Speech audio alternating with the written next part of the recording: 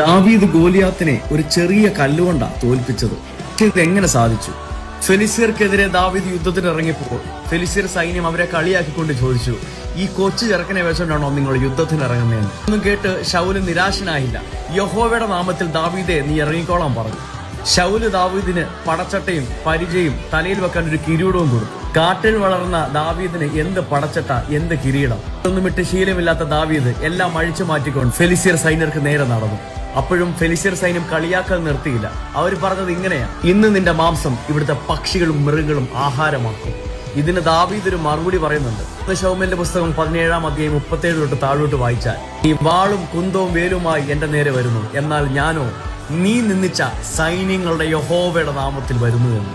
അവിടെ കൊണ്ടും മറുപടി തീർന്നില്ല. ഫെലിസ്ത്യർ സൈനികർ പറഞ്ഞ അതേ വാചകം ദാവീദ് അവരോടും പറഞ്ഞു, ഇന്ന് നിങ്ങളുടെ മാംസം ഇവിടുത്തെ പക്ഷികളും മൃഗങ്ങളും ആഹാരമാക്കും. എന്റെ യഹോവ ഫെലിസ്ത്യരെ ഇന്ന് എന്റെ കൈകളിലാക്കി തരുന്നത്. ചരിത്രം നമുക്കറിയാം.